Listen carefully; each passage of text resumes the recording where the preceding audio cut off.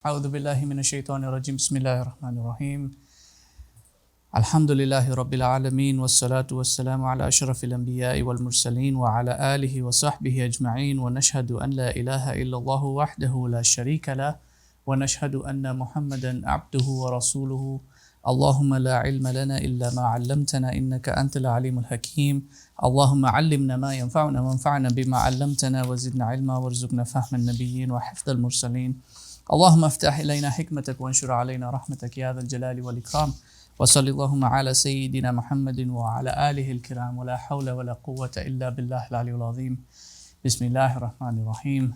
A warm welcome to everyone to our 18th session, and over the next couple of sessions inshallah we'll be looking at a concept which is the concept of the life of man, the lives of man, the existence of mankind. And I will be drawing primarily from a book written by Imam Abdullah bin Alawi al-Haddad, who was a Yemenite scholar from Hadramaut in the late early 17th century, and he was considered to be a hujjah himself, and in my view one of the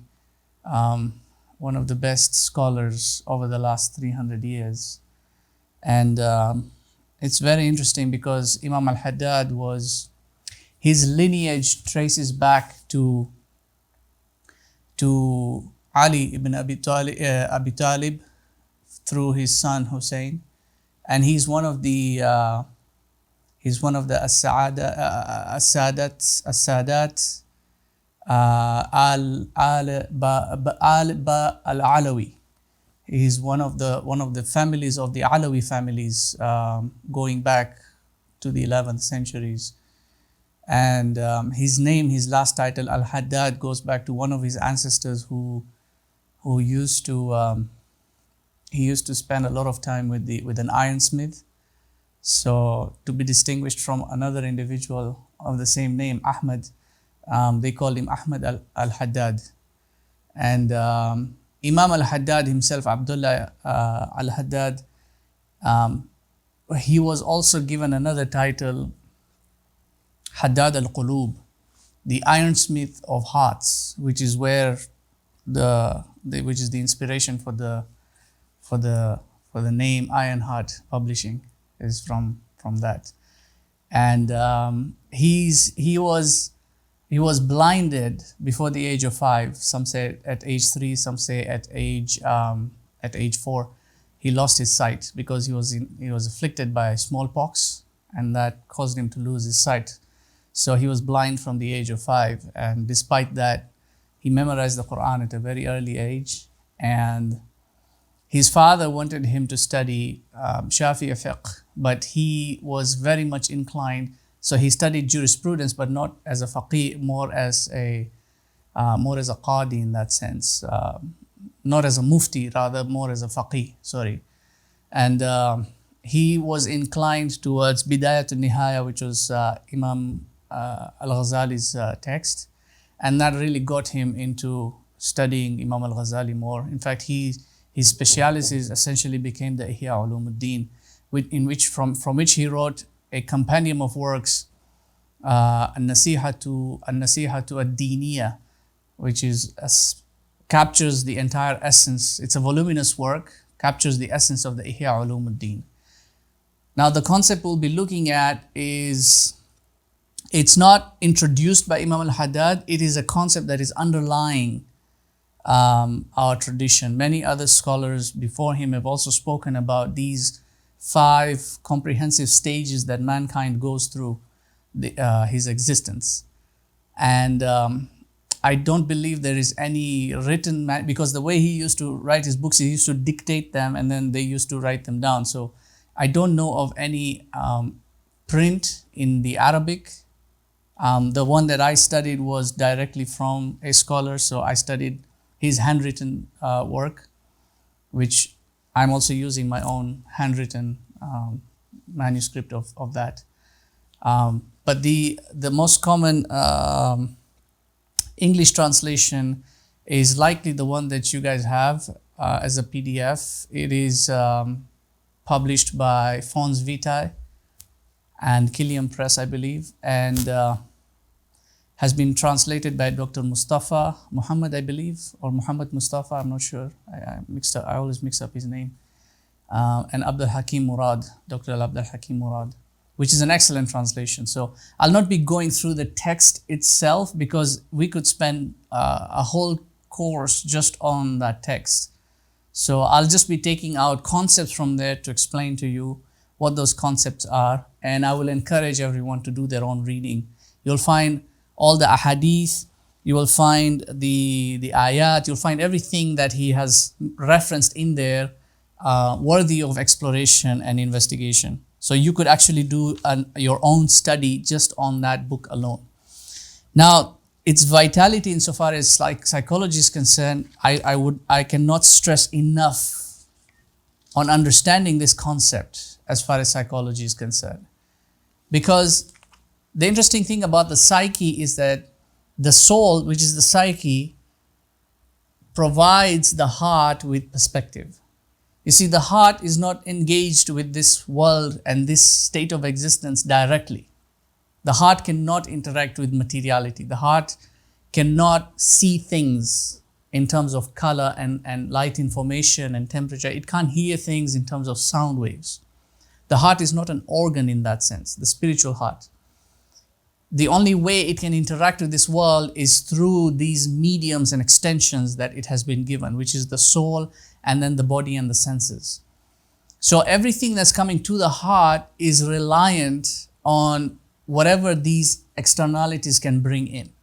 And this is why Imam al-Ghazali says in the last section of his text, Kimya al-Sa'ada, the heart in this world is gharib. It is impoverished and it is highly dependent. And so it can easily be deluded if it is receiving the wrong information. So everything that the heart acquires in terms of its understanding comes from a perspective that has been generated by the soul, by the psyche. So the psyche is what provides the heart with a perspective of reality. And so people can have a narrow perspective of reality, a broad perspective of reality. And the majority of people in today's time, driven by the factors and the unfoldings of reality, are stuck in what I would like to call a particle perception. Their perception of reality is fine-tuned to their comfort zone. So they only look at things that would only relate with them in a positive sense. They don't take into consideration other things. They don't think about other things. They don't think about the broader reality. And this has monumental effects on the psyche of the individual because the parts come together to form the whole. In language, you have what's known as compositional, the compositional quality of language. Each word has a meaning, and then we compose these words together in a certain order that conveys a much more broader meaning. So if I just said Zaid, that has its own meaning. If I said Daraba, that has its own meaning. If I just said Amr, that has its own meaning. Now, if I just said Daraba, right, that word conveys its own meaning, but it doesn't give you the whole story until I put these words together to say Daraba Zaidun Amran. Then you have a much more understanding, a broader meaning of what's taking place. And so likewise, the soul likes to be in a comfort zone. The soul likes to stay where it is most comfortable. And so people tend to build this sort of reality around them, and they don't want to venture out of that comfort zone. Now, the problem with that is that you only get a part or small parts of reality. You don't get a broader understanding of reality. Once you start seeing things in a broader perspective, you see the bigger picture, then the smaller pieces tend to become insignificant relative to now the bigger picture. You see, once you understand that there is a broader reality, all those small things that you're dealing with, those petty things which Abu Zaid speaks about in his introduction and says, let go of these petty things. Avoid these small things that will put you in a state of distress. And so by his saying that, if you're to avoid the small things, by implication, he's saying, cling to the bigger things. Look at the bigger picture. You see, and this is fundamental in Islam. If you look in the Quran, Allah subhanahu wa ta'ala says, could you bring my iPad for me, please? Thank you. Allah subhanahu wa ta'ala says in the Quran, as far as the companions of the cave are concerned, do you think that the companions of the cave from our signs is something of ajaba, is something of marvel? Did you think that this is a great thing, this is a magnanimous thing compared to others of our signs? And yet he gives you a recollection of the entire tale in there, right? To tell you that it is a sign. It is a great sign, but it is not among the ajaib of all the signs that would ultimately lead to Allah subhanahu wa ta'ala. In other words, stop fixating on the small thing.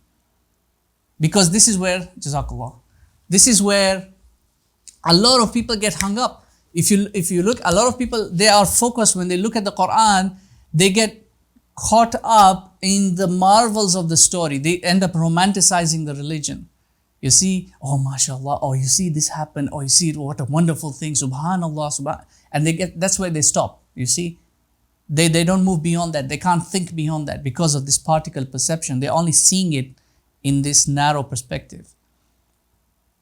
The Prophet ﷺ, in his journey across the heavens, seeing things, experiencing things that we wouldn't even be able to dream of. We like the philosopher said, there are more things in the universe than there are in your collective dreams and philosophies. He's seeing all of those and more that we wouldn't even be able to think of. And yet, ma zagha al-basar, his gaze does not falter, because there is something greater that he is headed towards.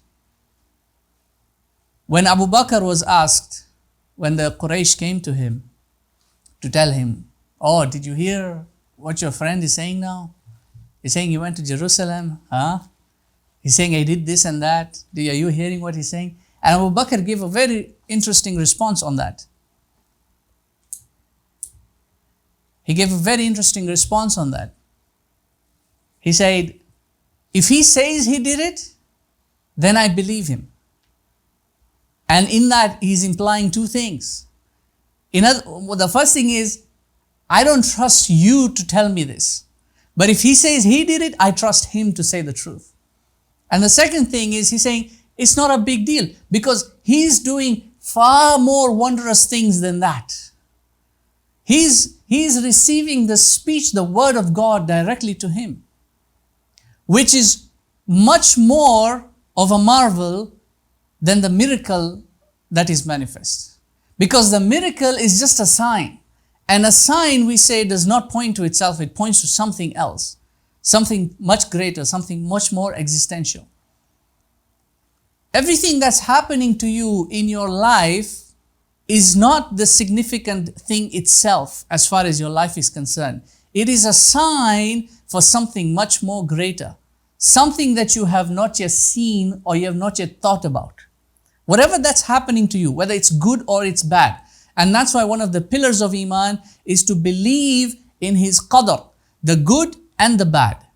Whether it is shar or khair, whichever it is that happens to you, is to believe that it is right for you, because it is indicative of something much more greater. Now, when you put yourself in that mental state to understand that, to fully understand that, not just in its theory, but to imbibe it, to fully embody it, then all those small things that are causing you distress, they don't seem significant anymore. Because the perspective of the soul is much more widened now. And because of its wide, its open perspective now, the heart is able to understand more than it otherwise would have been, and that puts the heart in a state of tranquility. It gives the heart yaqeen, because that's what the heart is looking for, certainty. This is what I want to arrive at here. Because we are only focused on the here and now, a majority of us. A majority of us cannot think about 10 years down the line, 15 years down the line. We can't even think 6 months or 3 months down the line.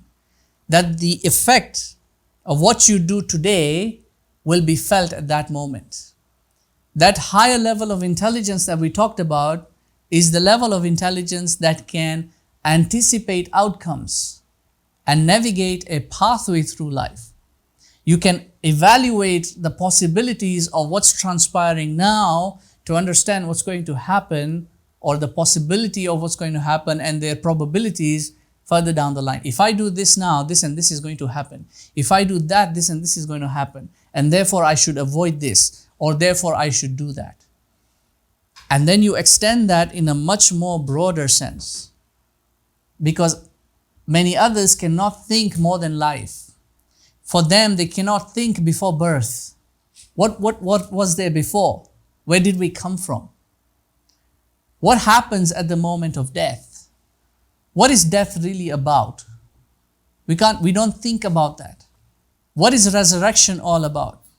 There are all these people who look at the signs, sign of Yawmul Qiyamah, signs of the Day of Judgment, and it's like a fantasy thing for them, they sit and enjoy.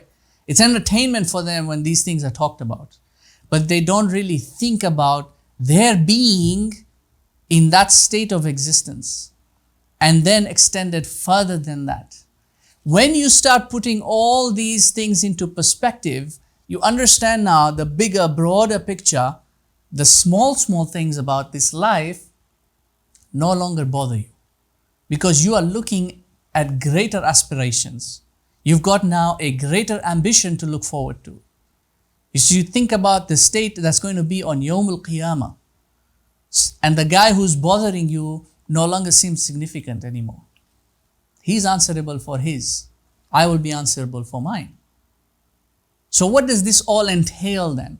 So inshallah, over the next 2 sessions, I'm going to try and see how I can bring in all these concepts together. The greatest concept, the biggest one that we'll be looking at is life and death, these two primarily. The other two, I'm going to touch on them very briefly, but they're not the focus insofar as psychology is concerned. They go more into now spirituality. So these two, as far as life is concerned and as far as death is concerned.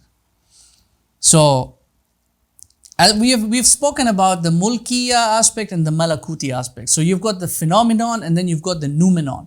The noumenon is what relays meaning, and the phenomenon is what relays form. So you've got form and then you've got meaning.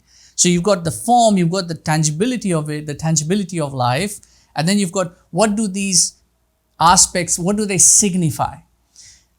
The foremost stage of existence is the stage, what's known as a pre-worldly stage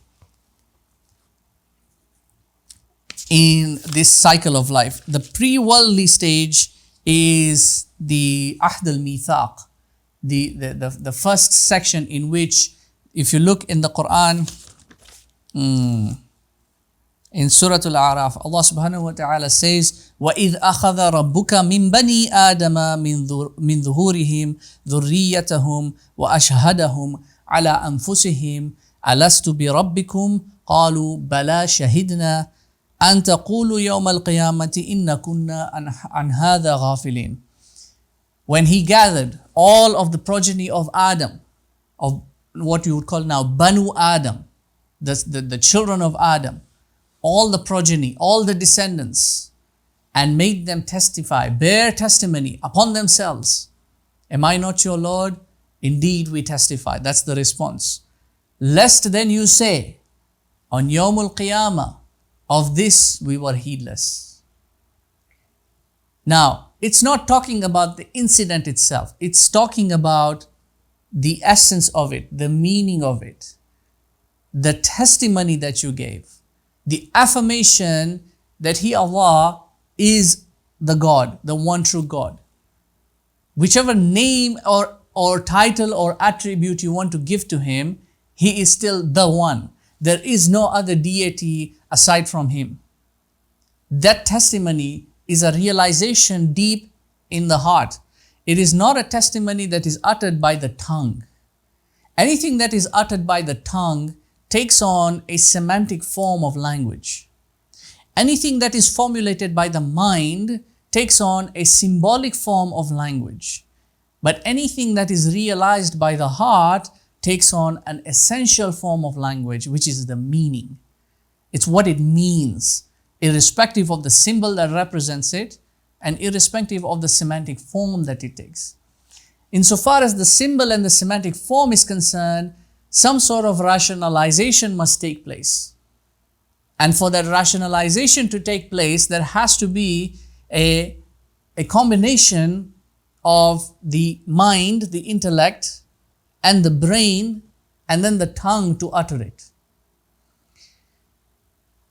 Being existent in the pre-worldly stage means that you are without a tongue and you are without a brain because you don't have a body fashioned for you yet. Which means you are existent purely in essence. And because you're in a state of essence, there is no rationalization taking place. Because rationalization requires the building of logical truths, which means that there is an affirmation and then there is a negation. And then there are prepositions, and then there are conditions, you see, and then there are possibilities, and then against that are impossibilities, and then there are probabilities of either. All these are brought into when you're formulating your thoughts.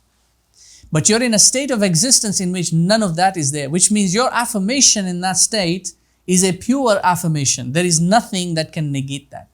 There is no negative quality to that. There is nothing that can counter-argue that point.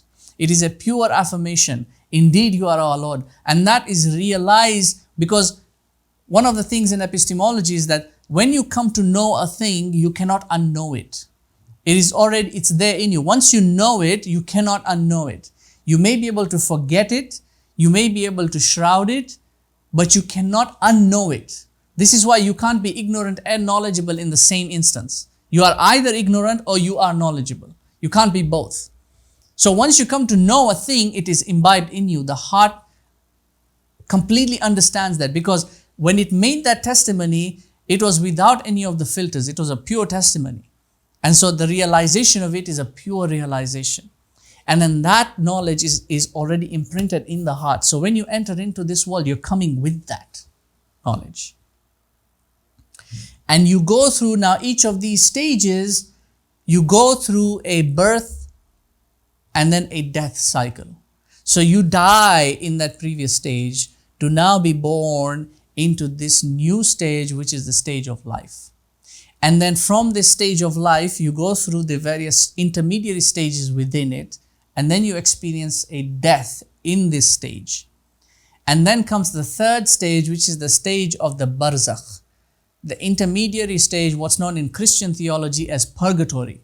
It is an intermediary between the world of the living and the hereafter or the afterlife now. You are in a barzakh. Dr. Fadl Rahman Ansari in his book Quranic Foundations, he talks about spacelessness and timelessness. That's that stage in between. It is a stage of spacelessness, timelessness. You're not occupying space, physical space, and you're not experiencing time. And then after that stage comes the fourth stage, which is the stage of resurrection.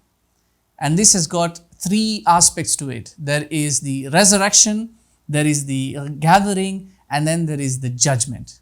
So there is Yawm al-Ba'ath, in which he sends the souls back into existence. Because upon death, he takes all the souls. And then he sends those souls back into existence. That's Yawm al-Ba'ath. And then there is Yawm al-Qiyam, when now through the process of being sent back, you are now recreated. This is your erection now. You're standing erect. And then there is Yawm al-Qiyamah. That's now your judgment stage, your stage of judgment now. Yawm al-Hisab or Yawm al-Din. That's the third. These are as far as the Quran provides. What exactly the partitions are or how it's going to take place, we don't know. We're just deriving this from whatever the Quran gives. And then comes the eternal stage now. It is either going to be eternal bliss, which is Jannah, or eternal damnation, which is Jahannam. And each of these has got ranks or has degrees. So there are degrees of paradise, and then there are also degrees of the punishment of the hellfire. So in the stage of the worldly life now, the dunyawi, or the stage of dunya, one of the interesting things about the word dunya, one of its meanings is to reach out for grapes, but unable to grab them. So you're reaching for grapes, but unable to get them. There's an interesting hadith. I believe it's in Sahih Bukhari or Sahih Muslim, I'm not sure. It's the Prophet ﷺ, he drew a box in the sand. He drew a box in the sand. And then in that box, he drew a line. And then each of those lines, and then he added other lines as segments on that line. And then outside that box, he drew another line. And he said that this box here, this box is insan, this is man.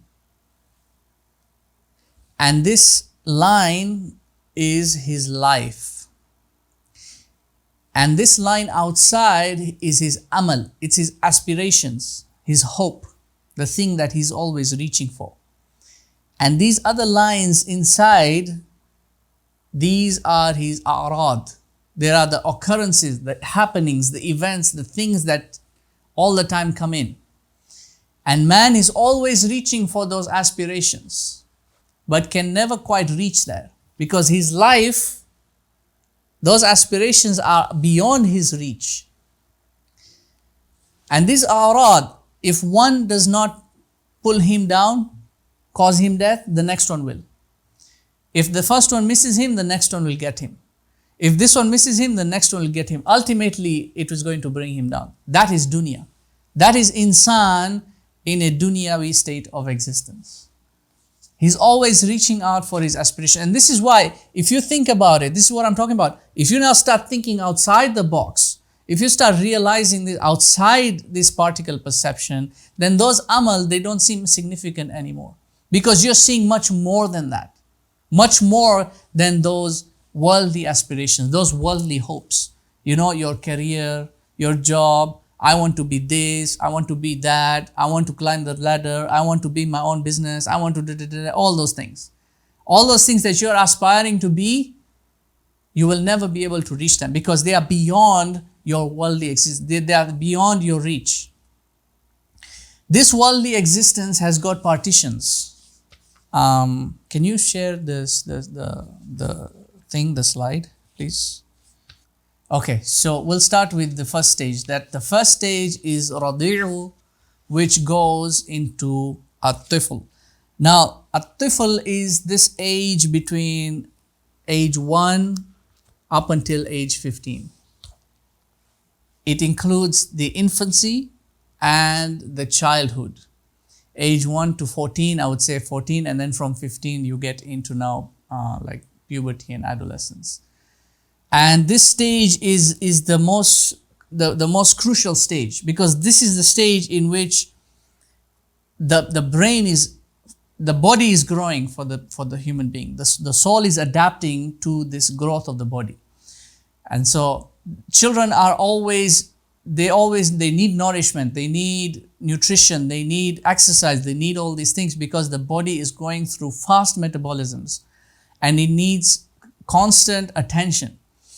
It is also a delicate stage because since the body is developing, the brain is also learning. Everything that the brain is acquiring through the senses, it's learning, and it gets sort of hardwired into the brain. And so the nurturing that the children get at this stage is also very crucial, because if they are nurtured the wrong way with the wrong things, then that's what gets imbibed in them. That character that develops, this is why for me, I'm a strong advocate against the putting children in front of devices, or putting devices in front of children, even for a little bit, even for that 5 minutes, even for that, it's an Islamic video, even though, it is nasheed, no, it is, it's alif ba ta tha is what, any of that, because that is force-fed information. It's force-fed through a particle perception. You see, this is you're entraining the child. This is the stage of entrainment. You're entraining the child to live out the rest of their life in particle perception. And so this is what they're going to build as far as their inner language is concerned. This is the personality they're going to build for themselves. You can stop for a moment. We'll cycle back to that in a bit. And Islamically, it is the right of a child for the right of an infant to be breastfed. Because, and studies have proven this, that with every additional month of breastfeeding, there is an additional, I believe, 10 points of IQ that are added to the child's brain. Because the hilm is, and the word hilm, halima, is also related both to intelligence, is related to dreams, and is also related to the mother's nipple. Because, and to forbearance and peace and tranquility. All these are related terms. Halima, halama, these are all related. And so the growth of the child, the infant, in this stage is highly crucial as far as this is concerned. The kind of, first of all, the mother's touch and the mother's fragrance, the attention that the mother gives, particularly more than the father, and the father's attention comes in at a much later stage. But at this infant stage, the mother's attention is the most crucial because that is the point of initial learning. The things that a child will actually learn, not insofar as scientific knowledge is concerned, but insofar as essential knowledge is concerned, life is concerned, will be learned at this early stage. The aspects of the soul, which are the concupiscence and the irascibility, are highly inflated at these early stages between the age of 1 and 7. They are highly inflated. The intellect is less because the brain is still developing until they reach the age of 7, which is the age of reason for the child, or age of rationality, in which they are now able to comprehend the concept of time, the concept of what it means to wake up at a certain time, to sleep at a certain time, or how long a certain task, the duration of a certain task is. That concept is slowly starting to be understood by them. Then comes the next 7 stages, which is now 7 to 14. That is the stage in which now the intellect is beginning to exert its place or its dominance insofar as the soul is concerned.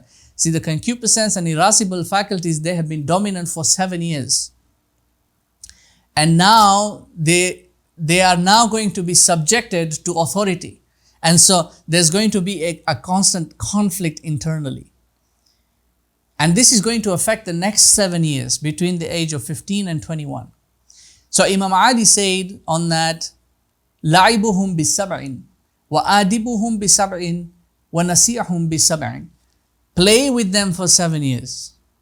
And then adab in this case involves the nurture and the nature and the nurture. It's not, in the Western systems you have this argument, nature versus nurture, right?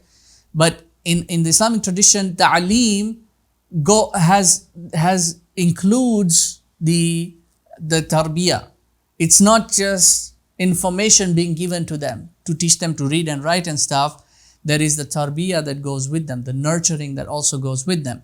That's what adab means. The adab here is not punishment for crime. It's not, okay, kneel down and do this and do that and constant shouting and yelling on them. It is to discipline them insofar as their concupiscence and irascible natures are concerned, to understand that the intellect must sit in judgment over these two. That's what adibuhum means, to discipline them. Discipline in English language has a weaker meaning. In the Arabic language, adab has a much more weighty and a much more broader meaning. The adab itself is it's an entrainment. To train the child now, because they are now just breaking now into their pubescence. You see, they're now going to go through adolescence, a stage of confusion for them, because the changes that take place now in that third stage between 15 and 21, this is a stage of rapid growth, of rapid change, of new understandings insofar as their bodily aspect is concerned. You've got hormonal changes. You've got all these other things that are going on, confusion that is taking place. And so this is the stage in which advice is highly required, is highly sought out by the teenager now. But it is contingent on what you do in the prior two stages. If you failed at stage 1, you will fail at stage 2. And if you fail at stage 2, you are definitely going to fail at stage 3. In other words, if you're giving your child this, if you're giving your child this and sit there, oh, I can't feed him unless he watches that. Oh, I can't dress him unless he does that. Oh, I can't do this unless this is there. Oh, I can't keep him quiet unless this is there. If you're doing that, you're a very stupid person, I'm sorry to say. You're a very, very stupid individual. You may be having a PhD in whatever, but you are a stupid person if you're doing that to your child in those 7 years. And then subsequently after that. Because these things came out recently, you know. All these thousands of years, human beings have raised children. They never needed this so that they can feed the child. They never needed that so that they can do whatever. You know, that's a very stupid excuse to give. I'm sorry. But if that's the nurturing that you're giving your child, that child is bound for failure. Yeah, maybe they'll get good grades in school and all that, they'll get a job and everything, but insofar as life is concerned and the living of a virtuous and righteous life is concerned, they failed. And it will take them a lot of effort, immense mental effort and spiritual effort, emotional effort to overcome that, because psychology can be healed. But that psychology that is preset has been preset by you. And that damage has been done by you. That damage can be permanent. It can be lifelong. This is why you need to be very careful at those early 7 years, that early 7th stage. It's difficult. It's not easy. I mean, I'm a parent. I can attest to that. Any parent can attest to it. It's not easy raising a child at that early stage, dealing with the tantrums, dealing with the, the neediness. Because at-tifl, one of the meanings from the root word tafala is a parasite, you see. And a parasite by its nature has to cling to its host in order to survive. And this is why children are clingy. You see, every 2 minutes, I want this, I want that. You see, they're always clingy. It's difficult and it tries you. This is why children are also a trial on the adult. And this is why parents are given a maqam for what they have to endure insofar as raising a child is concerned. So it's not easy, but you have to do it. This is your responsibility. You took that responsibility. Then you have to now nurture their intellection for the next 7 years. The adab has to be transcendent, has to descend from the level of the intellect down to the level of the concupiscence and irascibility. This is the adab now you have to give them.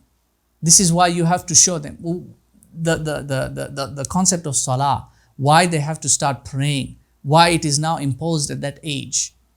You see? And then if they're able to, fasting, all these things as far as the Islam aspect is concerned, because now they're going to start getting, they'll be held accountable for their actions. And Islam, we say, insofar as the epistemology is concerned, the Islam portion in the hadith of Jibreel nurtures the shahwa and ghadab. The Iman portion nurtures the aql. The ihsan portion nurtures the heart. So you go through the same epistemology, apply the same epistemology insofar as your children are concerned. Then at the stage between 15 and 21, you now give them advice. You guide them insofar as now life is concerned, life lessons, you see, not just as far as job and career is concerned, because a majority of parents are focused on that. High school, university, college, go. You see, this is what I want you to, I'm paying for your education. That's fine. But the real lesson is not that. That can be acquired either way. You could be a PhD and live in poverty because you can't get work. That degree, that piece of paper is not going to guarantee you a happy life. What will guarantee you a happy life is learning and understanding life itself. That's the stage that is vital for you to educate your children insofar as what life is really about. What are you here for? What's your purpose in this world? This is the stage in which you now slowly have to bring them to understand. That's the advice that you give them at that stage. Could you share this screen again, please? Thank you. So that's the stage now in which they are now a ghulam, a young man, a young boy, a ghulam. From the age of now 21, they start entering into the age of shabab, youthfulness. And that age carries on up until the age of 40. So from the age of 21, the next 2 decades of your life, that's the age of shabab. That's the age of youthfulness. That's the age of accomplishments. That is the age in which dreams are fulfilled. I'm not talking about spiritual dreams. I'm talking about aspirations, things that you want to do. And if you did not achieve anything by that age, you will not achieve anything after that.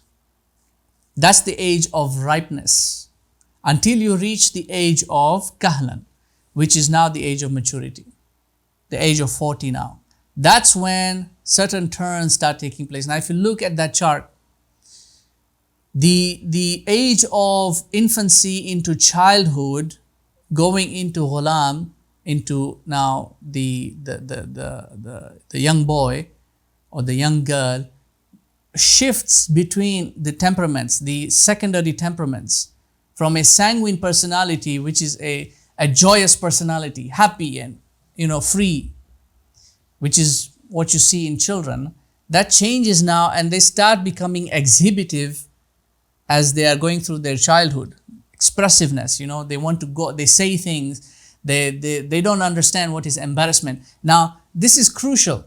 Children will often say things that are hilarious, that are funny, they'll make mistakes, they'll make blunders, they'll come out with this confidence. It is extremely vital that you do not laugh at them. Do not, no matter how funny you find it, parents do this. It's a big blunder that you do this, because when you laugh at them, you are actually teaching them embarrassment. And what that does is it destroys their confidence. It destroys their self-esteem. It destroys their charisma. When they do something for the first time, they make a blunder out of it and it's funny. That is the moment when you really have to hold your laughter and give them encouragement and give them guidance on that. Oh, see, you did it like this. Maybe you should do it like this. This is why it breaks. See, that's your education now that you're giving them. If you laugh, you're destroying them. You think it's funny. You think it's hilarious. And then you look back. Remember, he did like this, like that. Yeah, see, that was funny, right? You see? Yeah, you think it's funny. But you don't know what that's doing to the child's psychology. What personality is going to develop from them? Because a child might be exhibitive in that age, but that one moment can turn them into an inhibitive person. And they become cold and reserved, and they will hold on inwardly now. They will no longer express it outwards. That's the age when they should be able to express themselves outwards, because they're in a stage of innocence. You see, if that is not given its due, because it's a right that the child has, if it's not given its due, it is going to come out at later stages in life. And this is where you see all these teenagers, oh, I want to express myself by wearing miniskirt. I want to express myself by doing this. This is where you see all these teenagers. Those personalities are coming out from this, because their expressiveness was not nourished at the time when it should have been. Now it is at a stage where the parent cannot do anything about it. So they end up doing it by themselves. And it's unregulated, it's unchecked, it's undisciplined. This is why you're getting all these Instagrams and all these things. You see? Because it was not nourished at that childhood stage. Do not laugh at your children. Do not laugh at your children. Please don't do that. It destroys them. It destroys their confidence. It destroys their personality. Because that's the stage when they are exhibitive. And then that now transforms into a choleric stage, that's at that age of puberty and adolescence. This is that stage when they are hot and they are dry. You see, because emotions are just all over the place. They are expressive, yes, but they are also emotionally unstable. Their mood changes like that. swing from here to there. You see? And you need to be able to balance this out. This is why if you nourish it at an early stage, you'll be able to control it at a later stage. You'll be able to guide them at that stage and tell them, take it easy, calm down. See, this is what you're doing. You shouldn't do that. They'll be able to listen to reason. If you don't nourish them at an early stage, they will not listen to reason at that time. They'll listen to whatever whim, whatever comes into their mind at that time. This then crosses over these next 2 decades of Al-Shabab, is a stage that transitions from a choleric to a melancholy stage. It is a dry stage that is headed towards a cold stage.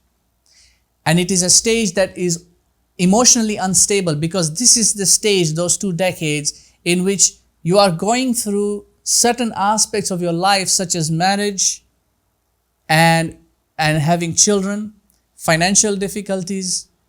You see, you're going through all these ups and downs of life. And so it tends to make you an emotionally unstable person if that's what ended up getting transitioned from the previous stage. So this is the stage in which also now reason must be applied. Ghazali's text, Kimya as-Sa'ada, is targeted primarily at this group of people that transition from youth into maturity into seniority. This group of people are the ones who suffer the most insofar as depression, anxiety, emotional instability. This is the group of people. At the age of maturity now, at adulthood, you are most melancholic. This is why people have what's known in the West as a midlife crisis, right? You don't know what meaning life holds for you now. You're at the turning point. Because you look back and you wonder, what have I achieved? And you look forward and you wonder, can I really achieve that anymore? Because you're now getting to feel, you're getting a taste of old age. It's slowly starting to come in. So you're realizing that you're losing your strength. You're losing your dexterity. You're losing your agility. You're now starting to experience certain kind of symptoms that are indicative of some sort of terminal illness that is waiting for you. You're experiencing these aches and pains. You see, you're at a turning point in your life whereby you can't do what you were able to do when you were 15, 16, when you were 20, 21. You can't do that anymore. You see, now this is the age where now regret slowly starts setting in. Dreams are starting to be replaced by regret. Because what you hoped to achieve, you couldn't achieve, and now you're regretting it. You're regretting what you didn't do there. But it's not too late. And this is why, even though you're in a melancholic state, you can come out of that and go into its complete opposite state, which is a sanguine personality. You can come out of that. Now, ulama tend to go into this stage a lot because of the amount of knowledge that they acquire. Because the more you understand about reality, and then you examine reality around you, particularly a social reality, other people, the world around you, it can put you in a depressed state. Because the more you know, the more alienated you become. And that can put you in a depressed state. Many ulama tend to become melancholic at this stage. Imam al-Ghazali is a clear example. For him, he went into a completely, even though he was of a sanguine, choleric personality, he went completely into a melancholic state, and depression hit him very hard. And it took him a while to come out of that. So you can still, it doesn't mean that that's the default. You can still come out of that. It's how you have to recognize it yourself and then, try to work around that. That takes you now from the age of 40 into now the stage known as Shaykhuha. Shaykhuha, or the Shaykh now, who is now the elder. Not necessarily Shaykh as in a scholar, but Shaykh as an elder, seniority. This is the age of now 50 going into 60, 65, right? This is the age in which you are seen as, okay, you've been through life now, you've gone through the grit of it. This is now your age of imparting wisdom to those who are coming behind you. Because ideally, insofar as social sciences are concerned, ideally, this is the age in which your children are just about getting married, or have just gotten married and are having their own children, or you've just about they've just had their children, so you now have grandchildren who are of that early age of 3, 4, 5, maybe something like that. You see, so you're at that age whereby you can now impart wisdom of those 2 decades that you just left behind. You can now impart that to your children now, because they're about to go through that cycle. And if they're not careful, they can put themselves into a state of depression, anxiety. This is where a majority of these problems, the demographics, are usually in this age group. Between the age of 30, I would say, and around 40, 45. And then from Shaykhuka, now you are, and at this stage you are of an inhibitive and a reserved sort of personality. You don't want noise, you don't want all this, jumping up and downs going on. You just want to be by yourself. You want to keep everything, reserved. You don't want to go out that much, you don't want to engage that much, because this is the age, and this is why it's called seniority. It's the age of reverence, you see. It's the age where reflection of your life, the age of meditation, it really sets in at that age. When you start crossing over that now, you're entering now 70 and 80, this is the age of ajuz. It is the age of senility, or you're now an elder, an old person. And this is the age in which there is a hadith, the Prophet ﷺ said that Allah subhanahu wa ta'ala is shy of burdening or putting trials on somebody at that age. And then he started crying, and they asked him, why are you crying? He said, I'm crying for that person who reaches at that age and is not shy of disobeying Allah. Because that's the age where you've lost all your flair. You've lost all that youthfulness. You see, you're completely, and this is why you're phlegmatic now personality at that age. This is your winter now. You went through your spring, you went through your summer, you went through your autumn. Now you're in your winter, and you're now withering out. You're going into peace.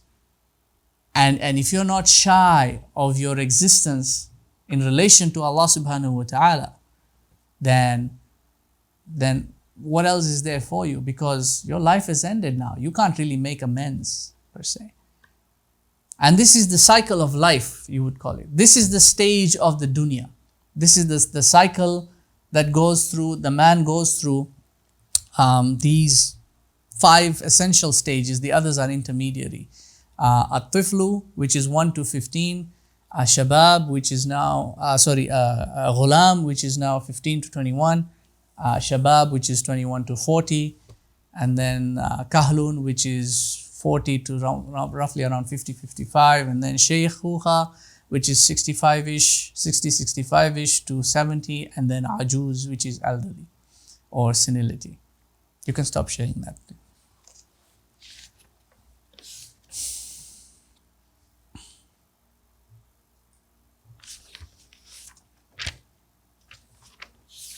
How much time do we have?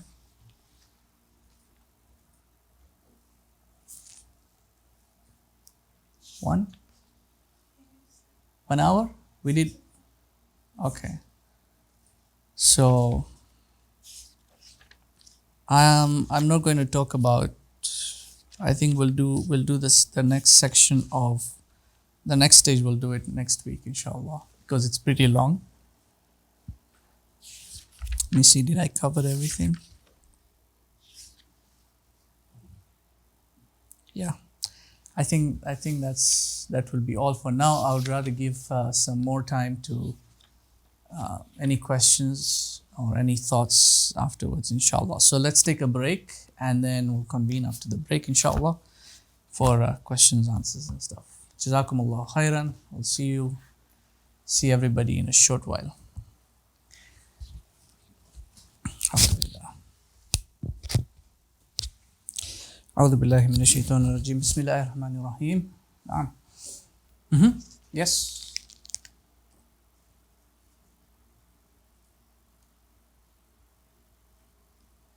Assalamu alaikum. Alaikum salam wa rahmatullah. Sir, when you explained about the pre-worldly stage, you have explained that the heart, it is the heart that was in the presence of Allah subhanahu wa ta'ala, and it is the heart that knows the truth. And you also explained to us earlier that revelation is meant for the heart. But from the earlier stages, we are told to use our brain more to think. So, how can we balance between the two? Because if, like you explained, knowledge should be from the heart to the intellect and not vice versa. Yeah. So in the pre-worldly stage, your affirmation was without any of the filters of the soul or the body. But then when you enter into this life, the way the rules of this life of the world of the living of the dunya stage is that the inroads of information are from the senses going inward. And then the Quran tells you that there are two sources of knowledge. There is the knowledge that comes from the experiential aspect, and then there is the knowledge that comes from inspiration or from revelation. That knowledge of revelation is the knowledge of Nur. It is Nur itself, because Nur or light by its natural property, and inshallah we'll do the ayatun Nur after this section of the lives of men. The property of light is that it is a revealing entity. It makes known what is unknown. Insofar as the intellect is concerned now, you can be right or you can be wrong. And that's the nature of this world, is you can either have the truth or falsehood. You'll encounter both. And that's why the soul is inspired with vice and virtue, with right or wrong. Alam naj'al lahu aynayn wa lisanan wa shafatain wa hadaynahu najidain. Right? You will experience both of these. But how do you know which one is right? Your intellection can only take you so far. When you arrive at that junction now, something else must ascertain, or you must acquire something else that will ascertain the truth for you. This is why knowledge is not a straight journey per se, from point A to point B. It's a two-part journey, right? The soul's arriving to meaning, and that's your intellection. That's your learning, your ta'aleem you've acquired from here, you've learned from there, you know the opinions, you know the text, you know what's the semantic aspect of it or the formal aspect of it. And then there is meaning arriving to the soul. And in this case, the soul is now the collective. It includes the heart. Meaning now has to arrive. That's a revelation now. That's the truth being revealed unto you. That comes directly to the heart. It doesn't come by the way of the senses. That knowledge does not come through sensoria. So because of this stage of life and the nature of this world that you are in, the only advantage you have is the use of the intellect. This is why you are implored to use your intellect. أَفَلَا تَعْقِلُونَ? Will you not intellect? Right? إِنَّا أَنزَلْنَاهُ قُرْآنًا عَرَبِيًّا. Am I saying that ayah correctly? إِنَّا أَنزَلْنَاهُ قُرْآنًا عَرَبِيًّا لَعَلَّكُمْ تَعْقِلُونَ. We have sent it down as an Arabic Quran so that you can intellect. I think I made a mistake in that ayah. Can someone correct me, please? It's in, find it in Surah Yusuf.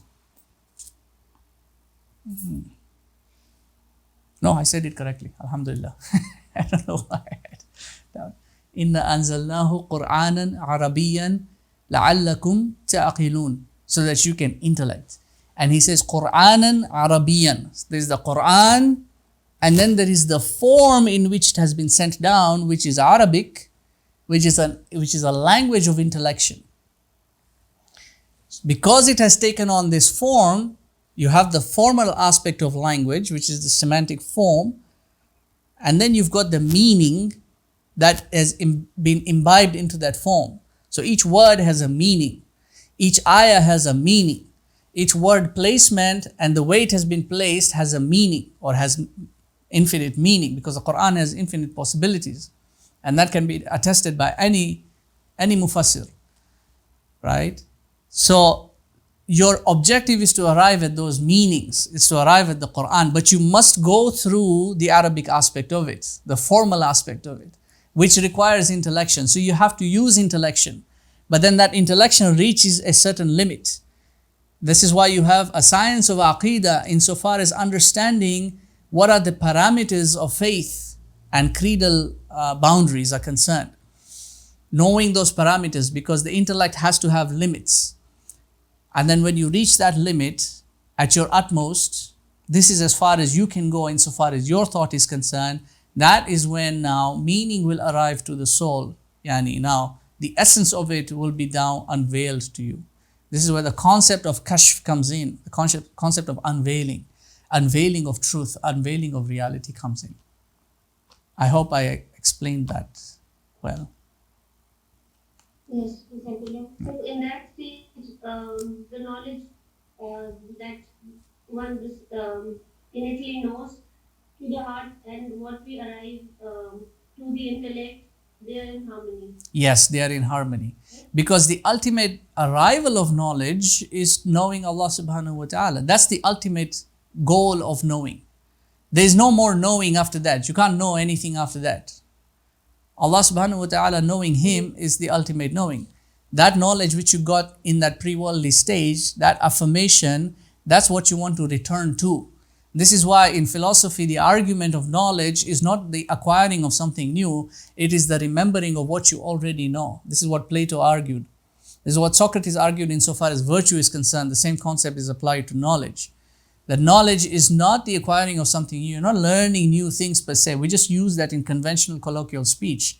But in reality, you are building back, you are returning back towards that ultimate knowing, that ultimate realization, because He, Allah, is Al-Haq. He is the only truth and absolute. Everything else is relative to Him. It's semantic. You see? So people who are on a semantic level, they'll just keep shifting this way and that way. Those who want to arrive at the ultimate truth is the understanding of Allah subhanahu wa ta'ala. So all the sciences and all the subjects and all the things that you can study, these are only stepping stones. These are not the end, these are not the means, the end themselves. These are only means. Dr. Naqib al-Attas argues it very well in his, I believe it is in Islam and Secularism in his book. The modern world, unfortunately, has now built this sort of mentality, and everybody's entrained into it because we all go through the same secular schooling system. That the world itself is the means and the ends itself. You see?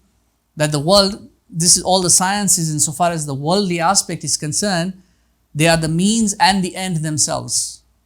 Now this gives you material benefit, but it doesn't give you existential benefit. And the problem with material benefit, as Ghazali argues, its delight is annihilated with death.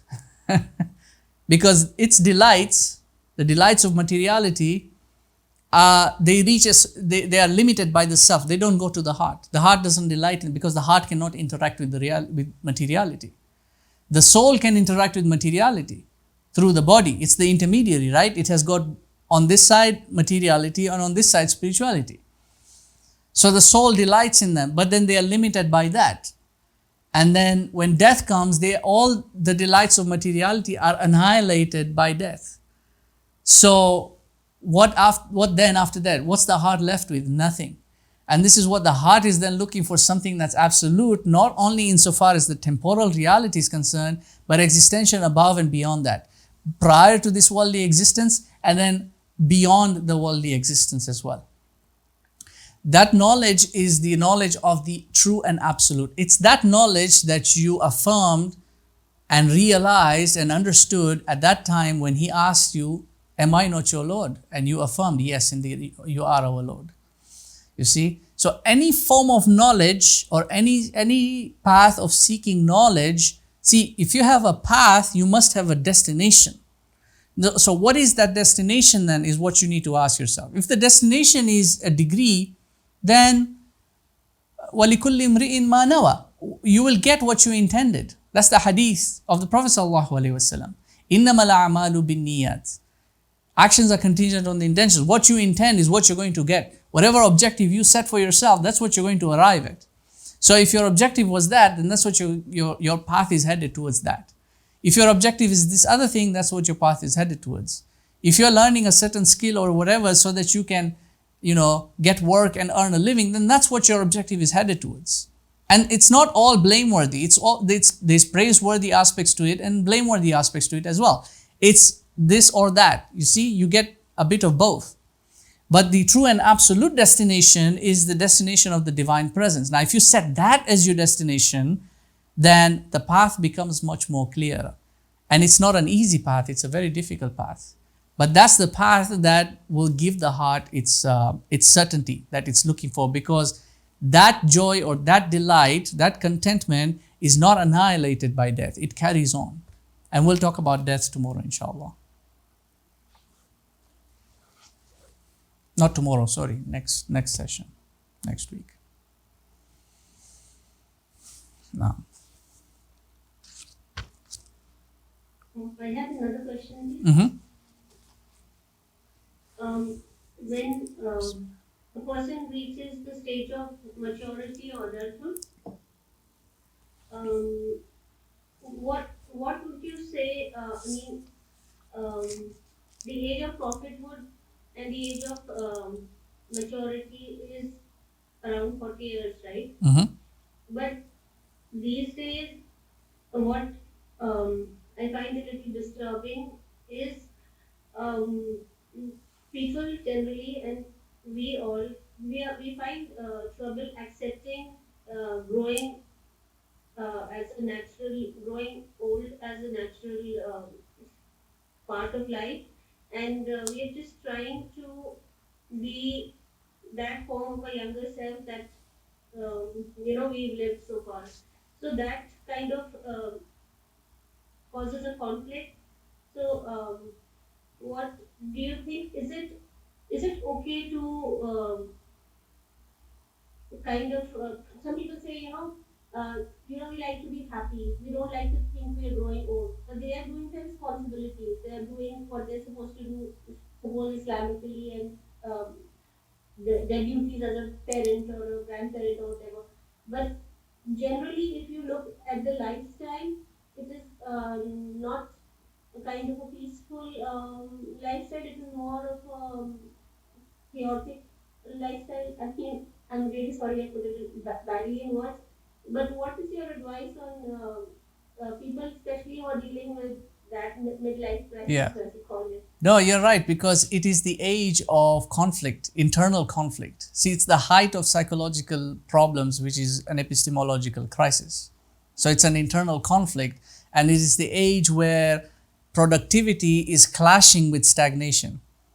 And so you have this sort of, because your productivity is how much you can do, and what you can do is lessening, and then the afterlife is on the horizon now. You see, you're at a turning point now. You're now looking above you're now seeing the finality approaching. And so it causes this clash internally. This is what, like Imam al-Ghazali went through this in his own way, right? This is why he wrote the Ihya Ulumuddin ultimately. He went through this in his own way, because what he was doing was a product of his youthfulness.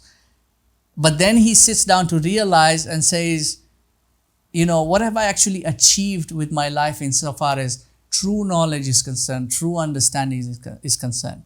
And he then says in Munqidh min ad-Dalal, he says, if you will not, and he's telling himself, he said, this is what I told myself this. If you will not cultivate your afterlife now, when then are you going to do it? Because you've already missed out on your youth.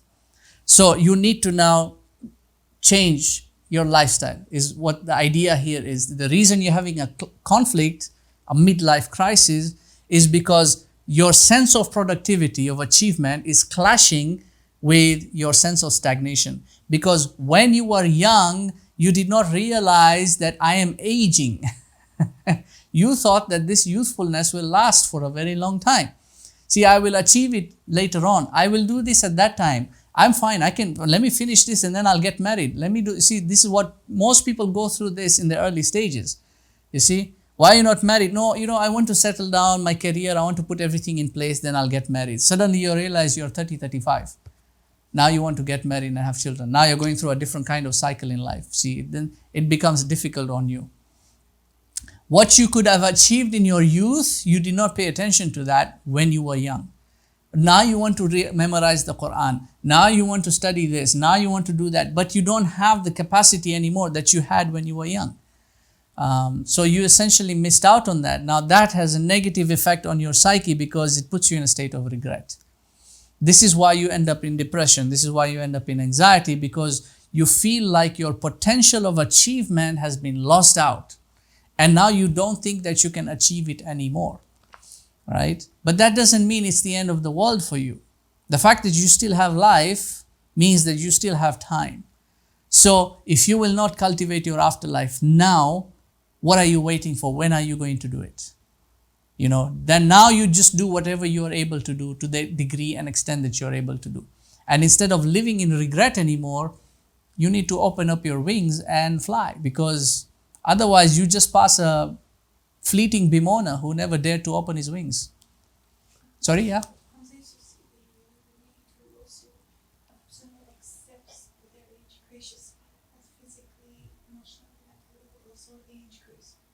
Exactly, yeah. Because, yeah, even though you're going through all that.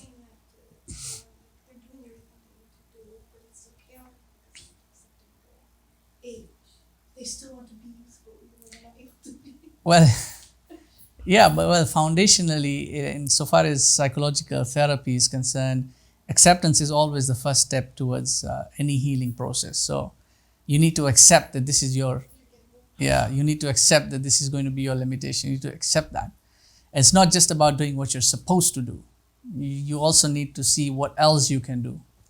And the more effort you exert, by the way, the more there is blessing in that. And as so long as that effort is driven by honesty and sincerity, right? There has to be sidq, which is honesty, and then ikhlas, which is sincerity. If you don't have those two, whatever effort you make is just blind effort. But this is the age in which cultivating wisdom is more important than any physical activity per se. So you're still young. You're not lost out on your youth yet. You're at a turning point. And because you're at a turning point in history, and this is also in eschatology, because every human being has their own eschatos, right? Every turning point in life is a pivotal moment. What decision you make is going to determine which direction you end up in. So that it's a crucial point. You need to make the right decision at that moment. Realize where you are and where you want to be. You see, and Kimya Saada is the formula that will help you determine that, because he tells you there, you need to make the divine presence your ultimate objective. That's where I want to arrive at. And you need to make akhirah your resolution. That is going to be where I want to go. And I want to be in the right state over there. See, those are the objectives you need to set out for yourself. People who don't have that, they'll fill that gap with anything else. And that gap is unavoidable. That position, that pivotal point is unavoidable in life. Everyone has to experience that. You see, so in the West, you'll find people, they'll go out and buy things for themselves. One of the most common trends in the West is to buy a car. Like a Corvette or something, a sports car, to make themselves feel young. Those who are privileged will probably get like plastic surgery or something, anti-aging stuff. They'll do things like that to try and get back their youth. But you need to accept that you cannot reverse time. So you need to do what you can with the time that you have remaining to you, not go backwards. You can't go in regress. You have to progress. Now, there's a question on the chat, I think. I saw something pop up. Talks about the feminist movement, but are there any vulnerabilities specifically linked to women that we need to focus on? Given that hadith of the larger portions of hellfire being women? I mean, that's a very complex question. But it's largely due to the the wrongful decisions that they would make is the reason why, and the wrongful decisions being attributed to the lisan, the tongue, the inability to control the tongue. Because women by their psychological nature are emotionally inclined. They're not logically inclined or rationally inclined. Men by their psychological nature, their profile, are less emotionally inclined and more rationally and logically inclined. Now the thing is, the nature of this world is logical and rational. So a majority of decisions that have to be made based on logic and rationality. And in those very special and very rare occasions, will you find that emotion will override rationality. Like falling in love, for example. All rationality will tell you, I'm not ready to get married, my financial stability is not right, this, that, and the other. But the emotional faculty will tell you, this is the right decision to make, regardless of what the outcome is, right? Now, because of their emotionally inclined, if that emotion is not nurtured by themselves and by their guardians, then those emotions can lead them astray because of what's then executed or expressed now. The tongue being the translator of the heart, al-lisanu tarjuman al-qalb. And the reason why they will be sent into the hellfire as a majority is because of that, is because of the tongue, is because of what's expressed externally insofar as the internal emotions are concerned. And there's a nurturing that must take place. So insofar as the marriage is concerned now, the union of man and woman, it's the man's responsibility to nurture the emotion and help increase the intellection. And it is the woman's responsibility to nurture the man's rationality, because that rationality, it can also go in very strange directions and have, because a majority of wars, by the way, which is what destroys civilizations, are not started by women, they're started by men.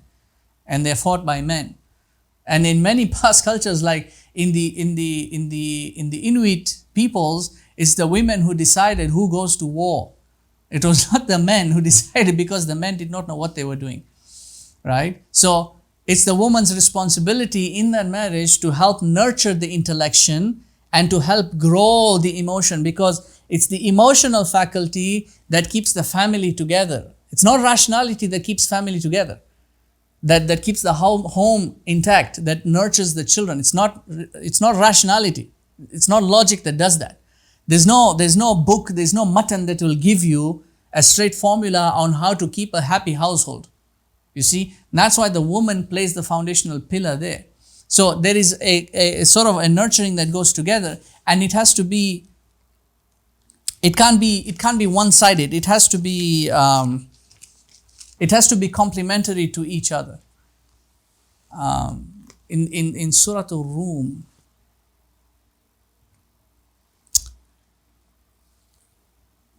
what's the ayah?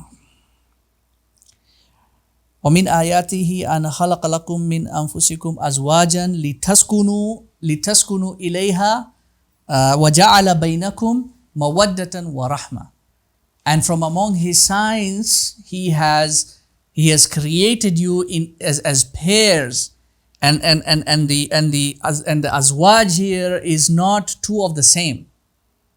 You see, this modern argument as far as feminism is concerned is, okay, men are equal to women, women are equal to men, whatever a man can do, a woman can do. No, rubbish, complete rubbish. No, it's not. You're not the same. Insofar as your formal aspects are concerned, you're different, but you're complementary. So you're a pair that comes together in a union where the mathematics does not make any sense. It's 1 + 1 = 1. It's not 1 + 1 = 2. If you are the same, two of the same, 1 + 1 will be 2. If I have one apple and another apple and both are of the same genus, then I have 2 apples, right? It doesn't work in the formal aspect. It's a logic that's beyond this worldly aspect. This is why marriage is the union, the marriage is made in heaven, as we say, right? So the azwaj here is the union of two that come in together to become one, which means both individuals have something to bring to the table. So that now you have a wholesome relationship, you have a home now. And then he says, وَجَعَلَ بَيْنَكُمْ Mawaddatan wa rahma. And mawadda is a love that is transcendental love. It's not love that is like ishq or mahabba. It is love that is not affiliated to erotic love or intimacy in the sense of lust. It is a love that is transcendental. It's beyond the outside, the externality of it. The externality, the attractiveness of it. It's beyond that. It is a love that is, you can relate with one another without having to say anything. Without having to use words, you can understand each other. It's that kind of love. And one of the names, it comes from the same root word as one of the names of Allah, Al-Wadud. You see? And then he says Rahma, kindness. And if you look in Surah Al-Kahf, he talks about Al-Khadr. First he says, we gave him kindness from us. First he says, we gave him Rahma from us. And then he says, we gave him knowledge from us.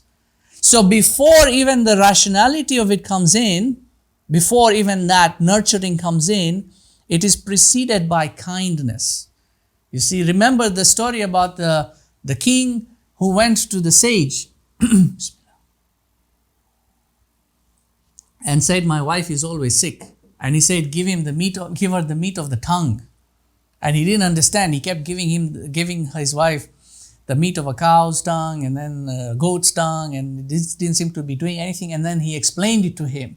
He said, speak to her kindly, the meat of the tongue. Speak to her in sweet words. Nurture her and see her change and become the version you want her to become. And likewise, it applies to the woman as well. You know, women have this kind of, mentality that they are the ones who will now change the husband now. I'm going to turn this into the person I want him to be. You see? And then they'll start becoming diabolical in that nature. And that's a very blameworthy thing. You see?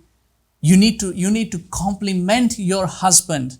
Don't try to change them into a version that you have supposed, which has come in via influences that are external, that you saw in a soap opera or in a television show or in a film somewhere, or your friends have been gossiping about the ideal husband, so you want to turn your own husband into that. This is where you start having conflicts within the household, because then you start plotting and planning against each other. And these are what? These are demonic qualities. That's not what you want to inhibit within the household. You see? And these are the kind of actions that then this hadith is not a quantitative hadith. It's a qualitative hadith. Because the externalities now, you've got a society now that thinks that women are just been oppressed all their lives since humanity first started. First of all, their idea of where humanity started was evolution, monkeys. And according to them, the first one was a woman called Lucy. This is the kind of stupidity these people, this is where their ideologies emerge from. And then you've got feminism that emerges from that. Now, that's not to say that there are bad things, like everything is blameworthy. There's some arguments that feminism makes that insofar as that society is concerned are valid arguments. Because yes, insofar as that society is concerned, women have been denied their rights, but not insofar as Islam is concerned. Women were treated as inferior individuals. During the times like World War I, World War II, those times, women were not allowed to make decisions. They were not allowed to come inside the gathering of men who are making these big decisions insofar as, society and everything is concerned, political decisions are concerned. Women were not allowed to have voting rights. They weren't allowed to work. They weren't allowed education. The West is now condemning, Taliban this, Islam that, Islam everything. They're the ones who used to do that. Islam has never denied women their rights. In fact, Islam gives women more rights than it gives men. Even though men have a higher, a 1 degree notch, maqam, not maqam I would say, but a 1 degree daraja higher than women, because they are the protectors of the women insofar as the community is concerned and the home is concerned. But insofar as rights are concerned, women have more rights, are given more rights in Islam than men are given rights. So this whole idea of feminism insofar as Islam is concerned, that's a big X right there. It's got no place. Feminism has got no place in Islam. And this is the whole idea is because women now start inclining towards that. If you apply logic and rationality, you will see the fault for what it is. You will see it, you will see the fallacy for what it is, because logic has got what's known as logical fallacies. So if you understand logic, you can see the fallacies. And most women cannot see the fallacies of these kind of ideologies. And then you start having more and more women joining these kind of ideologies, thinking that they are going to achieve freedom, or they are going to achieve some sort of liberation. You know, my body, I can do whatever I want with it. I'm a free woman. I can go out naked if I want. I'm a free woman. I can do whatever I want with it. Not realizing you just lowered yourself in rank. You just degraded yourself. Don't become among those people. Islam has high praise and high maqam for women. You know, if you just look at how many Muslim scholars that are women, you'll be amazed at how many women are scholars in Islam. You will be absolutely amazed. Anyway, this is a topic on its own. I could go on. I'm going off on a lecture, unfortunately. I'm sorry. Now, yes, question? Roshan. Assalamu alaikum. Assalamu alaikum, Ustad. Alaikum salam wa rahmatullah. I wish I was in this class before I got married. I would have avoided a lot of my problems.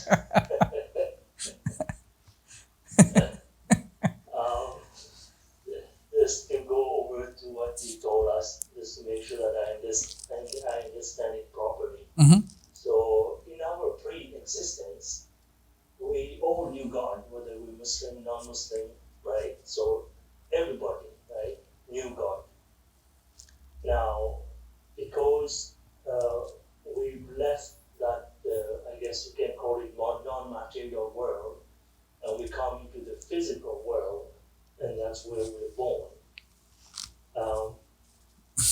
We're kind of disconnected from the non-material world, and that's why there's like a veil between us and knowing God, because we are in the material world. Mm-hmm.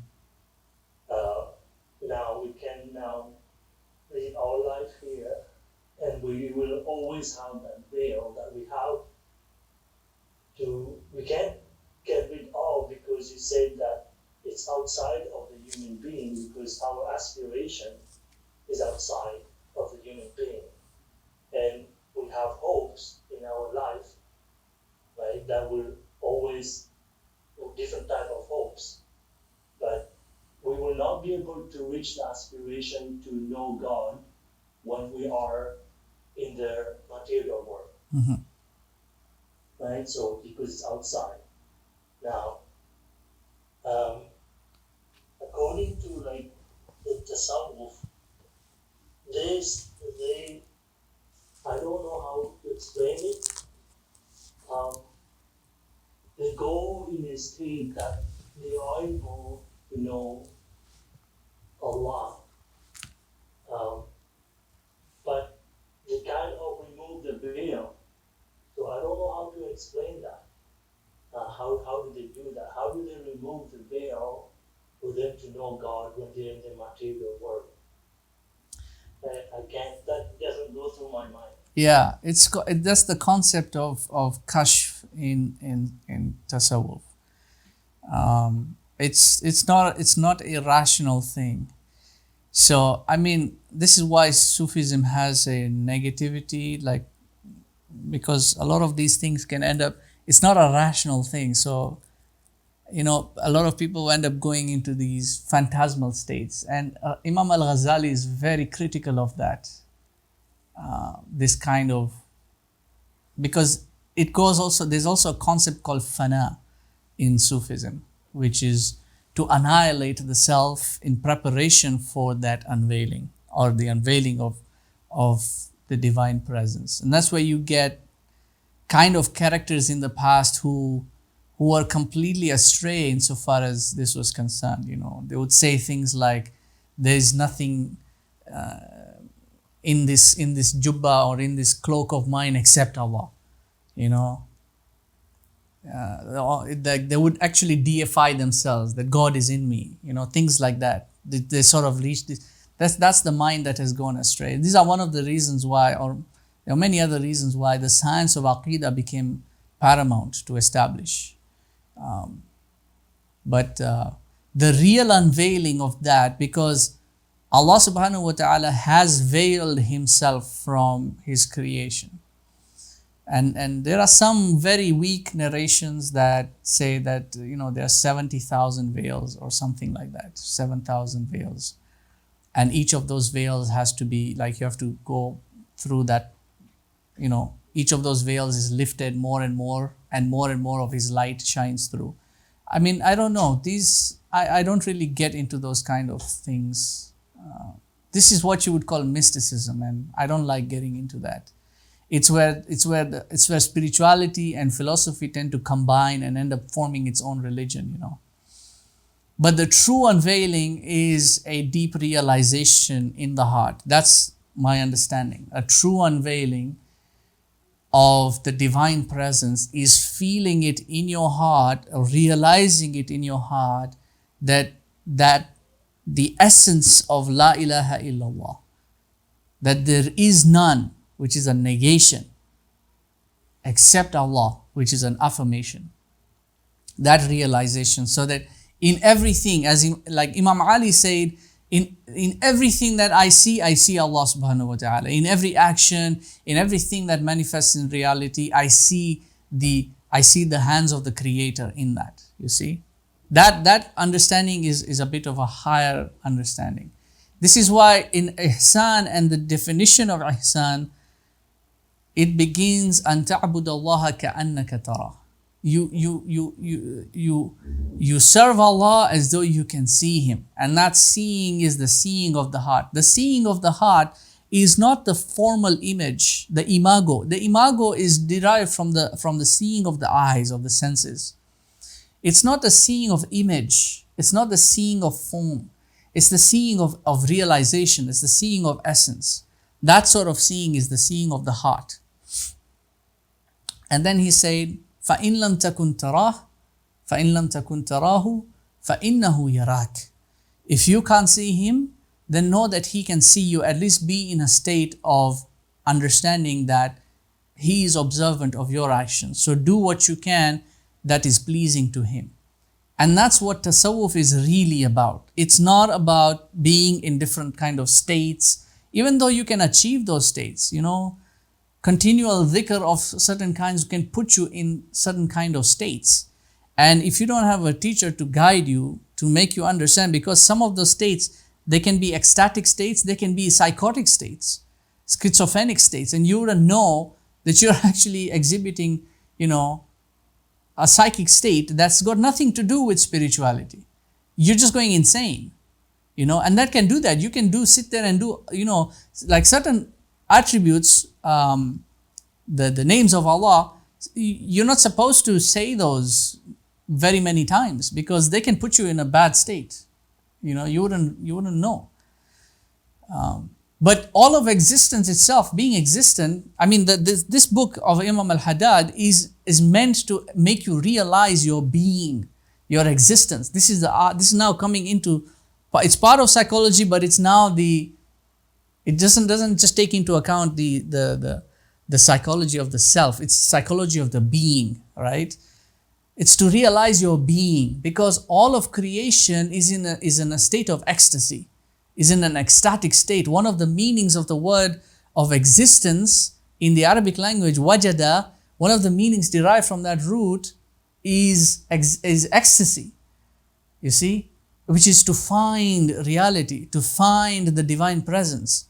You see, so all of creation is in a state of ecstasy, in that sense, is in an ecstatic state. This is why being conscious, being aware, being conscious of yourself and your actions and your deeds is a spiritual experience.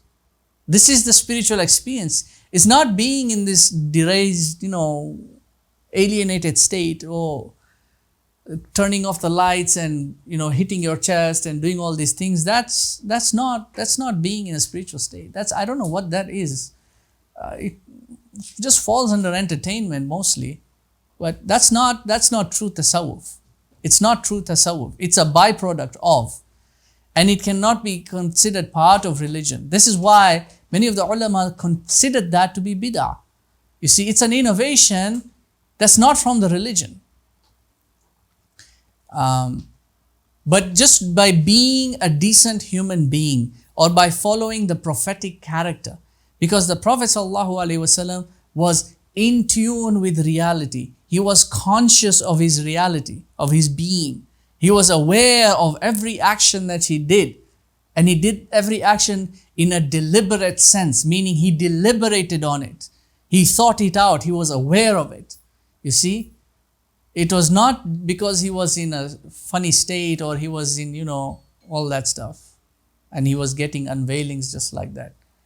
No, because that's why you follow the prophetic character. If you want true tasawwuf, that's true tasawwuf. Anyone who is a true Sufi will tell you that the only path of tasawwuf is following the path of the Prophet ﷺ.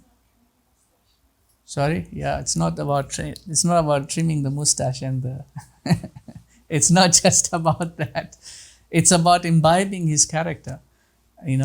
It's about this. That's one of the questions. Man nabiyuka? Who is your prophet? Do you know who your prophet is? Or are you just going by whatever opinions there are about him? Do you know who your prophet is? Just following in that character and embodying that. You see? Nabi Isa was the same thing insofar as those who follow him. You see, he is the embodiment of spirituality. Now, if you look at his life and the things he did and the way he did them, that is tasawwuf. You see? And he told his people, do as I do. You see? Follow me. As I worship, follow me. This is what he's, follow the prophet who has been sent to you. Because the prophet is the one who has been sent to guide you. To what? To the divine presence. So if you follow the prophet, then you will get an unveiling of the divine presence. You won't get it in any other fashion. Now, this is a question? A lot of patterns in life can be observed in life at different times. Likewise, the stages and the natural growth marriage, families, and even communities go through these 4 stages similar. Can a society going through a gulam phase where its tarbiyah hasn't been done properly, then it is overly expressive and flamboyant as we see with LGBT? Well, yeah, tarbiyah is not just material aspects of tarbiyah, but also spiritual aspects of tarbiyah, which include understanding religion, understanding the Sharia. As a concept, a city is not said to be a city in Islam, a Medina, unless it has got 2 aspects: the material configurations of the city, the structure, as well as civility that is brought about by deen. So deen is one of the root words of Medina. So the spiritual aspect is also part and parcel of the growth of a civilization as a whole. Otherwise, that civilization is considered to be yet a child. So Imam al-Ghazali wrote a beautiful treatise called Ayyuhal Walad, which he wrote for a grown man. Now, Ayyuhal Walad means, my dear child.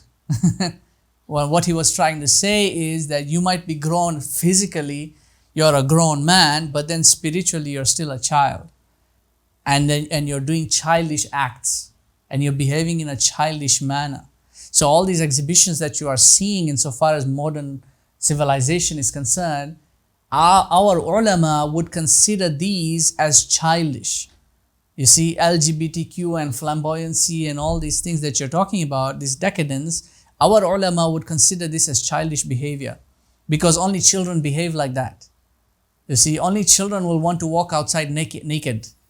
Only children will go wearing shorts and all these things into the public.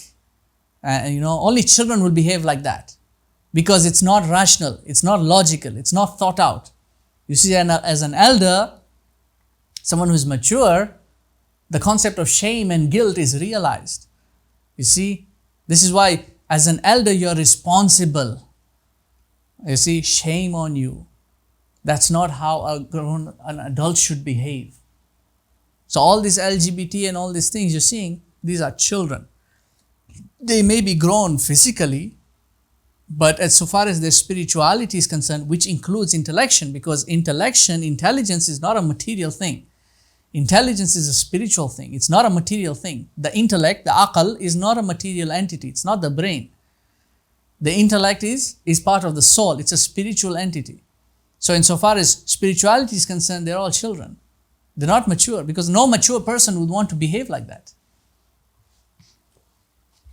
Can you get an impression of a community using a philosophical lens?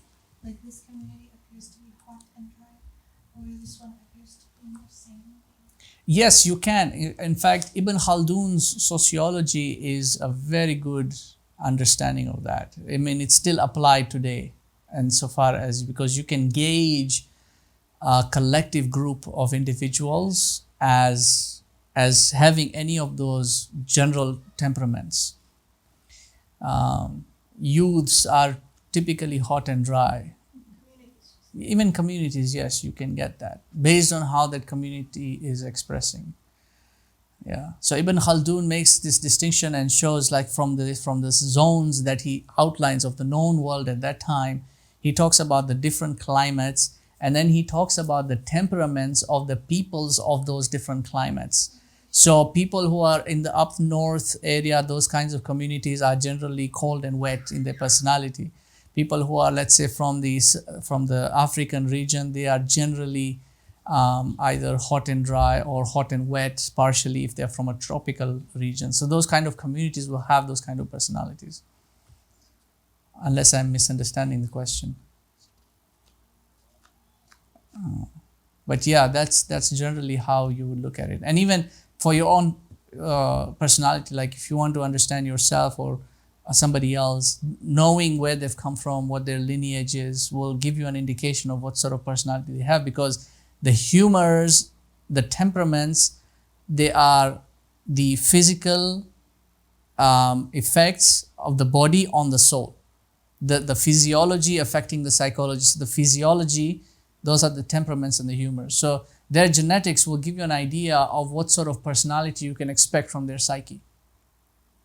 And somebody who has actually mastered their self, mastered their psychology, and has been able to balance their humors, that person will actually turn out to be somebody who is both physically mature and spiritually mature as well, because intellection is what helps govern the temperaments.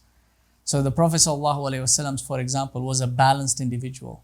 That is indicative of a very highly intelligent individual, because that's a person who has mastered themselves. You see, mastery of the self requires the highest intelligence possible of the being individually. So somebody who has mastered themselves is somebody of high intelligence. Mm-hmm. Mm-hmm. Parents say they do everything for their children, for their children don't turn out the way the parents intended. Mm-hmm. It's not a reflection of what the parents intended. No, it's in the key to that is in understanding what the intention is, because the intention, you can't say that this is what I intended and this is what transpired. If you actually look back and you think about it, think about the contingency of what unfolded and what you did insofar as the action is concerned, and the contingency back, you will actually find that the intention was not that. The intention is what transpired. Because it is either an inadequate intention, or it wasn't a sincere intention, it wasn't an honest intention. It was just formulated. See, I intend my son to be an engineer, so I'm going to do everything I can to make him an engineer. Sure, he might get a degree, but then turns out to be a very horrible person. Well, you thought that being an engineer makes the person a good individual because they've got a good education. No, it doesn't. Your intention was flawed in the beginning. Yeah, so because the individual themselves have their own intentions, right? Khalil Gibran puts it in a very beautiful way. He says that you are the bow, your children are arrows. The bow does not determine the direction that the arrow is going to go. It's the archer who determines which direction the arrow is going to go. You see? And in that allegory, he says that God is the archer, you are just the bow. And your children are the arrows. The bow doesn't determine where the arrow is going to go. The archer is the one who takes aim. So whatever the archer wants, that's what's going to transpire. The bow needs to be submissive to the archer's will and allow the arrow to go in the direction that the archer has intended. It's the bow's job to ensure that the arrow is drawn back and the force that it is fired with is efficient. So the bow just needs to be structurally, and it needs to fulfill its role so that the archer can guide the arrow where he wills. So insofar as children are concerned, you can't control them. That's what Khalil Gibran is trying to say in that poem of his. You can't control your children's outcome. In the same way, insofar as psychology is concerned, you cannot control the behavior of another individual. You can't tell them how to behave. You can only influence that, because you cannot transmit knowledge to another individual. You can only give information. The decision to change, insofar as their behavior is concerned, is entirely theirs. So their intention will override your intention. So I intend my son to be so and so. If I give him the right nurturing and the right advice, I might be able to guide him towards that intention and its fulfillment. But if I fail at that, then his intention will override my intention. He's going to do what he wants to do. Now, whether that's the right decision to make or not will have to be seen. In most cases, it might not be the right decision as far as the parent is concerned. But if you do not do your job properly and reach your limit, exhaust every option you have available, then you can't blame anybody else. You can only blame yourself for whatever direction your children turn out to be. This is why we said that those first 7 years are very crucial, so that the next 7 years can be applied insofar as the discipline is concerned. The right discipline, not the stick. So that the following 7 years, where the advice is required, that's where you can give the advice. And they will listen to reason. And their decisions will be based on reason. Even though they might take a different course in life, it's a sound decision. It's not a wrong decision. You see? So it does fall back on you. And yes, ultimately you do have to blame yourself, unless you have exhausted every option available to you. If you are negligent, then you can't blame anybody else. You have to blame yourself. And these kind of things that modern parents are now doing with their children, yeah, you have to bear the brunt of it, because that's negligence.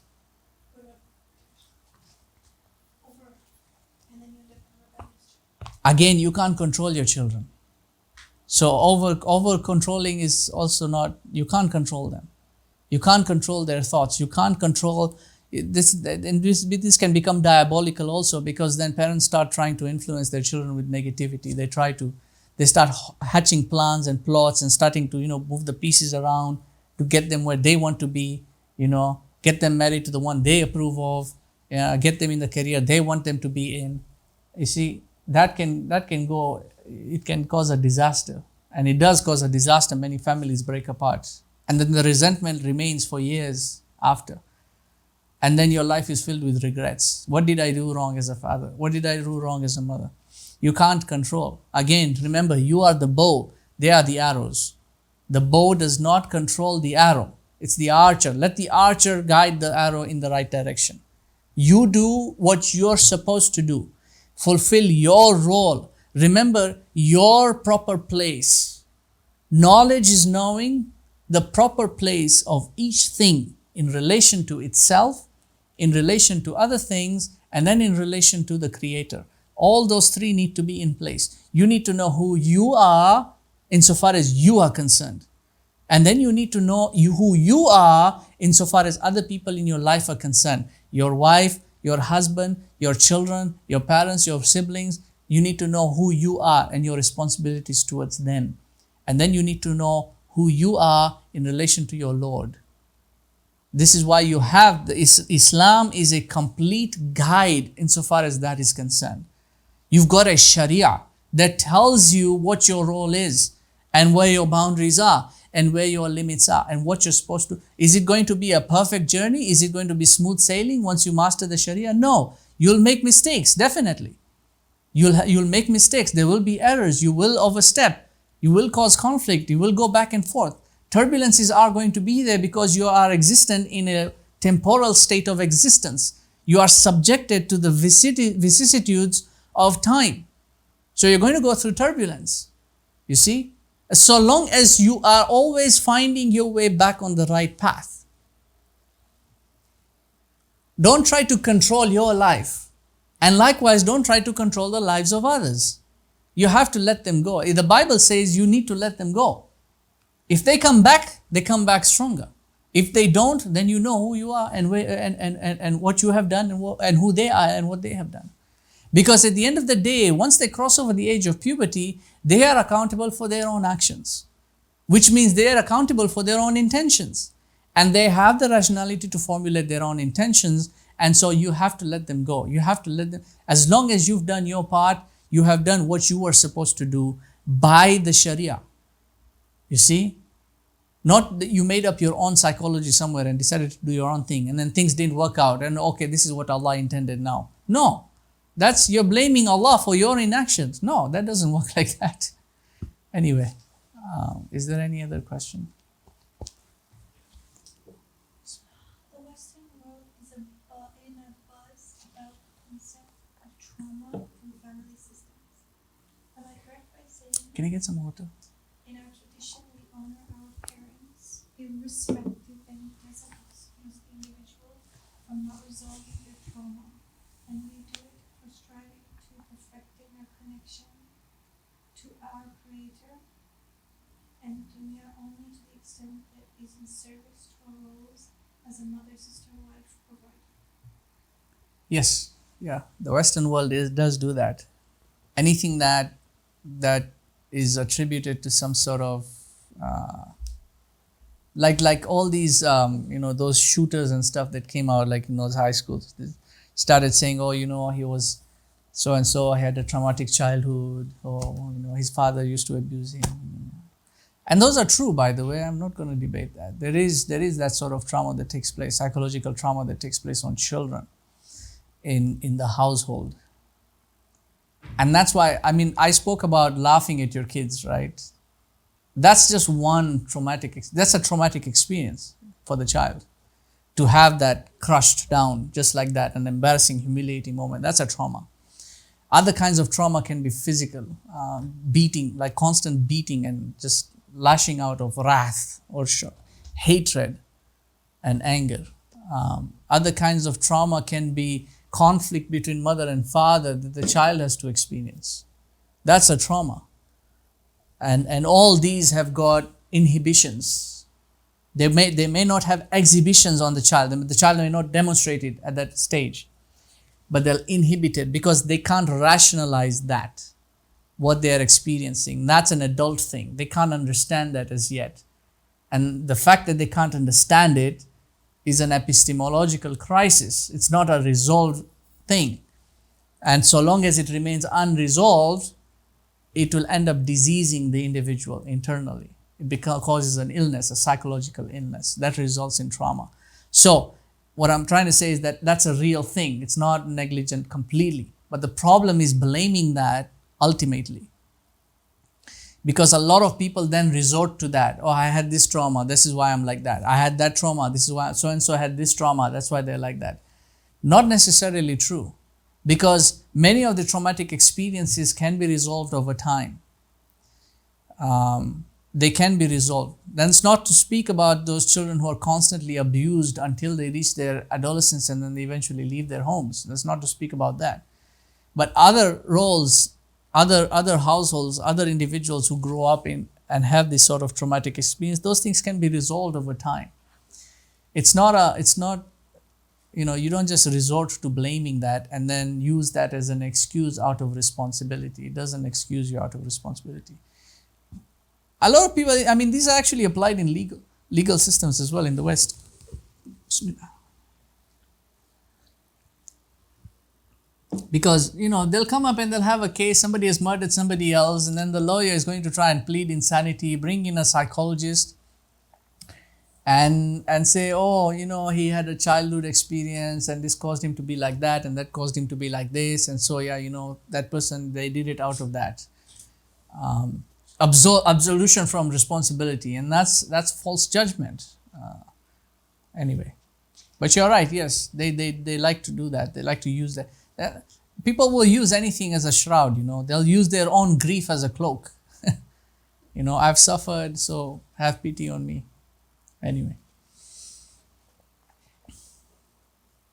And any more questions? Okay. If not, then we'll end here for tonight, inshallah, and then resume next week. Next week, we'll talk about the concept of death in this stage of life. We'll talk about the barzakh as the third stage of existence, and then how death transitions into that. We'll talk more about death next week, inshallah. So we'll end here. سبحانك وبحمدك نشهد أن لا إله إلا أنت نستغفرك ونتوب إليك ربنا تقبل منا إنك أنت السميع العليم وتب علينا يا مولانا إنك أنت التواب الرحيم برحمتك يا أرحم الراحمين بارك الله فيكم والسلام عليكم ورحمة الله وبركاته جزاكم الله خيرا. I'll see everyone next week inshallah. جزاك الله.